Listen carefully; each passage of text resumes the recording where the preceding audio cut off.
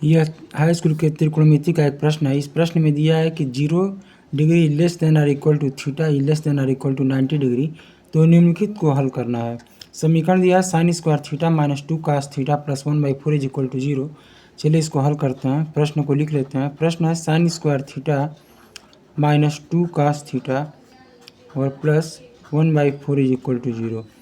तो sign square theta बराबर हम लोग जानते हैं फार्मूला होता है 1 माइनस कास स्क्वायर थीटा और माइनस 2 कास थीटा को लिख लेते हैं और प्लस 1/4 इज इक्वल टू 0।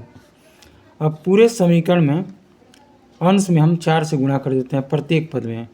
जब 4 से गुणा करेंगे तो 4 में 1 से गुणा हो जाएगा तो 4 हो जाएगा। 4 में कास स्क्वायर थीटा से गुणा होगा तो यह हो जाएगा 4 कास स्क्वायर थीटा। ऐसे ही 4 से 2 कास थीटा में गुणा करेंगे तो यह हो जाएगा 8 कास थीटा। और जब 4 से गुणा करेंगे तो अंश से हर 4 से 4 कट जाएगा, केवल यहाँ पे बचेगा plus 1 is equal to 0।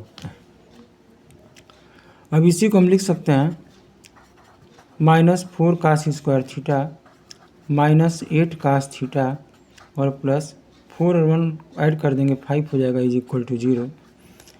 Minus से अगर पूरे समीकरण में गुणा कर दिया जाए तो यह हो जाएगा 4 cos square theta plus 8 cos theta और माइनस 5 इज इक्वल टू 0। क्योंकि जब माइनस से माइनस में गुणा करेंगे तो प्लस हो जाएगा, यहाँ भी माइनस से माइनस में गुणा होगा प्लस हो जाएगा, और माइनस से प्लस में गुणा करते हैं तो माइनस का चिन्ह आता है।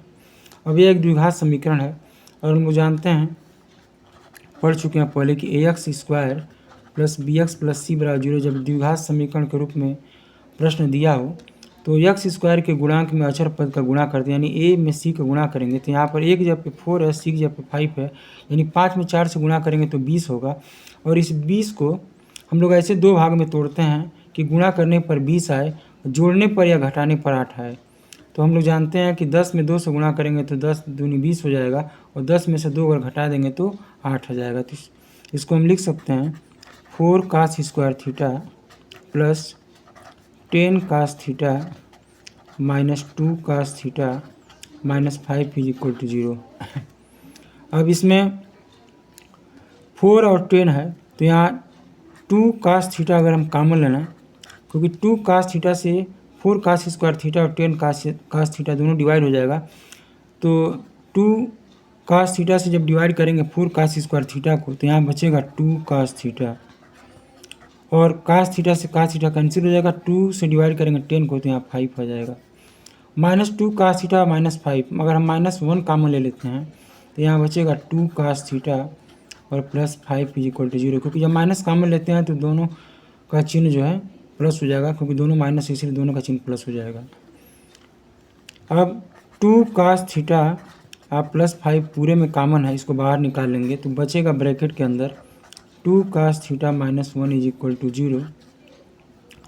इसको हम लिख सकते हैं 2 cos theta minus 1 is equal to 0 implies that 2 cos theta is equal to 1, या इसी को लिख सकते हैं cos theta is equal to 1/2। और हम लोग जानते हैं कि कास में कास 60 अंश का मान 1/2 होता है, तो 1/2 की जगह पे लिख सकते हैं कास 60 अंश। अब कोण का अगर तुलना करें तो जहाँ थीटा है वहाँ पे यहाँ पे 60 है, तो जब तुलना करेंगे तो यहाँ पर आ जाएगा थीटा बराबर 60 अंश। और हम लोग को दिखाना भी था प्रश्न में कि थीटा का जो मान है 0 और 90 डिग्री के बीच में होना चाहिए, तो यहाँ पर हम लोग का आया है थीटा बराबर 60 अंश। तो यही इस प्रश्न का आंसर है। Thanks for watching my video.